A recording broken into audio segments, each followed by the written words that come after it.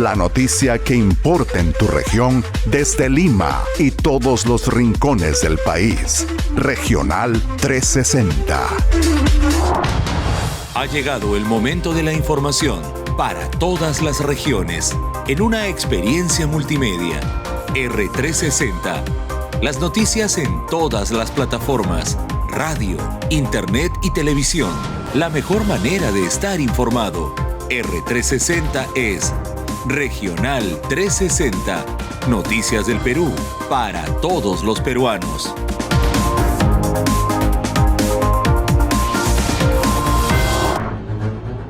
Vergüenza internacional.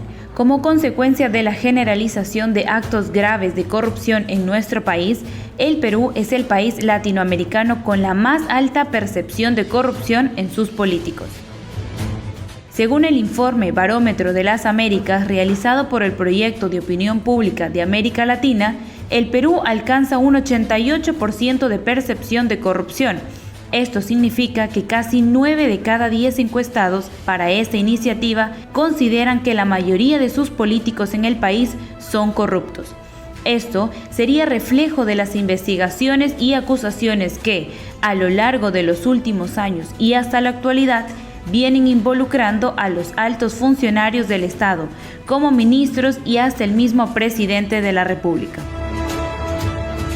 Como se recuerda, el último caso de corrupción de gran magnitud en ser destapado es el caso de la empresa brasilera Odebrecht, donde estarían implicados en actividades ilícitas como la recepción de coimas los expresidentes Alejandro Toledo, Alan García, Ollanta Humala y Pedro Pablo Kuczynski.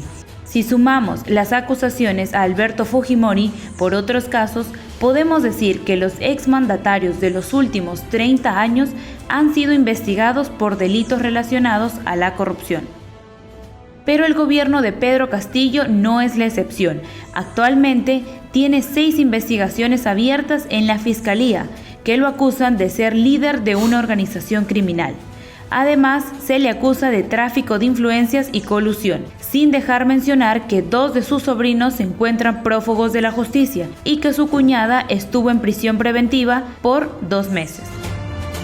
Todos estos puntos suman a que Perú sea el país con mayor percepción de corrupción en su clase política y que en vez de avanzar, se vea un deterioro en la mayoría de sus instituciones. La campaña agrícola 2022-2023 no ha sido nada alentadora. Según César Santisteban, director general de estadística del Midagri, dicha campaña ha registrado una disminución de 11%.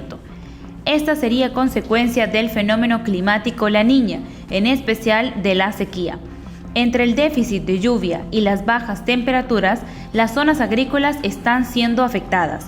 Los cultivos más perjudicados son los de la papa, el maíz, las habas y más. Entre otros problemas que se suman a esta disminución de la producción agrícola está el alto costo de los fertilizantes.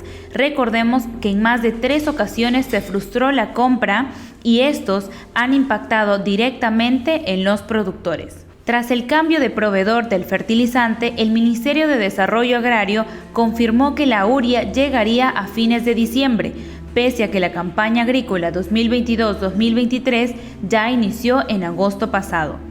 En ese sentido, el gobierno, junto a las autoridades correspondientes, necesitan agilizar la compra de fertilizantes e implementar estrategias para reducir el impacto negativo que tanto afecta a la producción de alimentos y a todo el país.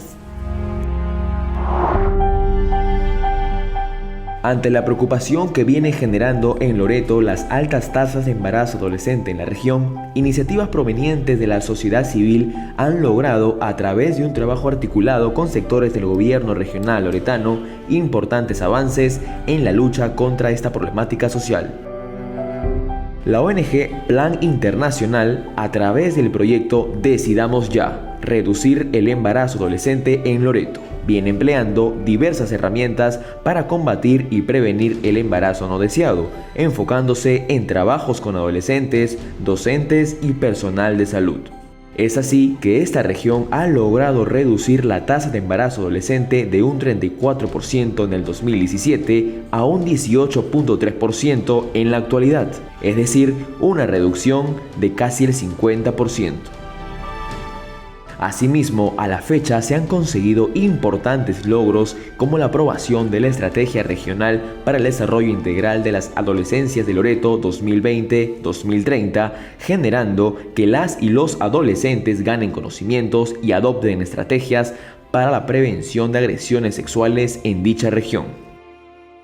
Y es que muchos de estos casos de adolescentes embarazadas son consecuencia de agresiones sexuales, lo cual obliga a las víctimas a dejar sus estudios o planes de vida para encargarse del cuidado y crianza del bebé que está en camino. A nivel nacional, solo de enero hasta agosto del 2022 se denunciaron casi 18.000 casos de agresiones sexuales, siendo el 72% las víctimas menores de edad. Además, en el 80% de los casos, los agresores son familiares o la pareja.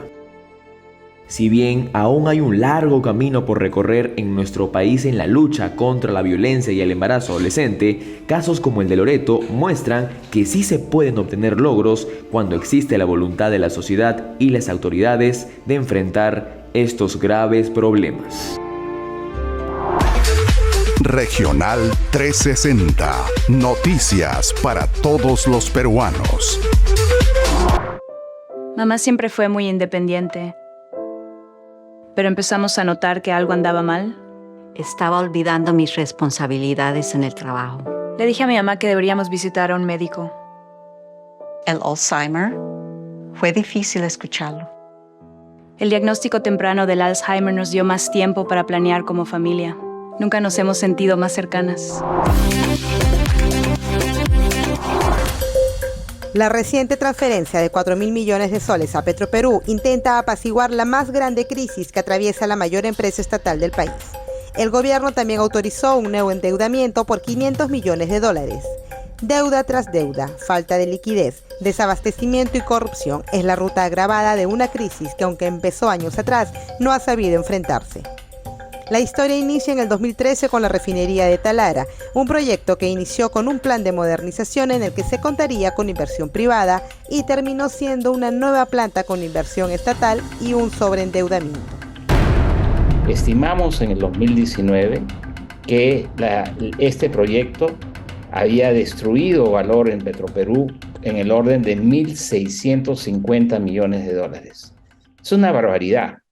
Eso equivalía a como 5.000 millones de soles, poco más, que era todo el patrimonio contable de Petroperú. La crisis desde entonces estaba anunciada, sin embargo, habían alternativas inmediatas para detener su impacto. Precisamente en el 2019 se intentó capitalizar la empresa para que pueda acceder a inversión privada. No logré convencer a mi junta de accionistas, al Ministerio de Economía y Finanzas, al Ministerio de Energía y Minas, de hacer esto. Mira, creo que si se hubiese hecho esa capitalización en ese momento, nosotros pedimos $1.500 millones, la empresa no habría bajado sin ninguna duda su ratio de sobreendeudamiento y hubiese sido viable la entrada de capital privado. La caída en picada era previsible. En el peor contexto, Petroperú cae en las manos del cuestionado Hugo Chávez. Una administración marcada por investigaciones de corrupción y por una gestión ineficiente. Lo que hizo esa gestión fue espantar al sector privado, a las calificadoras de riesgo, a las auditoras, ¿no? Y llevó a una baja en la calificación de riesgo. Para los especialistas, este aporte del gobierno era la única salida para evitar la quiebra definitiva de Petroperú. Sin embargo, continúa siendo una solución de momento si es que no se incluyen cambios estructurales en la empresa estatal que incluya la auditoría de la gestión, una crisis que nos afecta directamente a los peruanos. Petroperú nos pide plata, cuando nos contó que no nos iba a pedir plata. Petroperú genera ineficiencias que nos cuestan plata a nosotros, ¿no? ¿Y sabes cuánta plata va a pagar Petroperú en los siguientes años en la forma de impuestos? Probablemente no pague un centavo. porque la depreciación de estos 5.000 millones de dólares le da un escudo fiscal muy grande que le baja su impuesto a la renta a cero. En este plan de salvataje en el que se ha destinado dinero de todos los peruanos, no se ha exigido a Petroperú la transparencia de sus cuentas ni los plazos para el pago de los créditos. Superar la caída en las calificadoras internacionales de riesgos se convierte en una carrera de largo aliento. Inestabilidad a la vista. Desde que Pedro Castillo asumió la presidencia han jurado 47 ministros en solo año y medio. Uno de los ministerios más golpeados por la inestabilidad es el Ministerio de Transportes y Comunicaciones. Y es que tanto el titular de la cartera como las autoridades de las unidades de las mismas han sufrido constantes cambios. Un ejemplo es la unidad ejecutora del MTC, Provías Descentralizado, que ha tenido 12 directores ejecutivos, entre ellos cuestionados por su cercanía a Perú Libre y presuntos actos de corrupción. En ese sentido, estos cambios quiebran el trabajo de dicho ministerio y por consecuencia impiden el desarrollo y la continuidad de los proyectos de infraestructura que el país necesita. Como candidato presidencial, Castillo prometió mejorar las vías principales de las regiones como Huancavelica y Cajamarca. Sin embargo, hoy en día no tienen ni fecha de convocatoria para la licitación. Según el portal de Transparencia Económica, del total de presupuesto asignado a Provías, solo han ejecutado el 58%.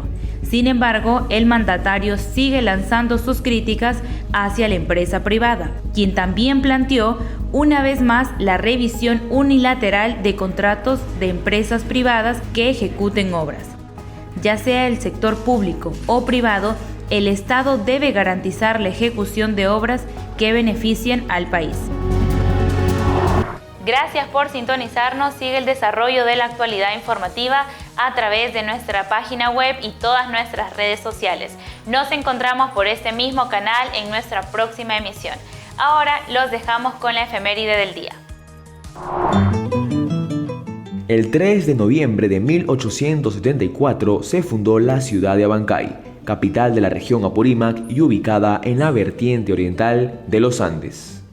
Con la llegada de los españoles, la ciudad fue nombrada Amancay, Villa de Santiago de los Reyes, pero en años posteriores pasó a ser Villa de Abancay y desde el 3 de noviembre de 1874, Ciudad de Abancay.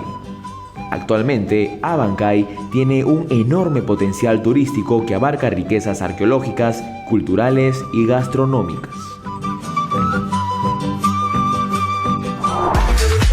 Regional 360. Noticias para todos los peruanos.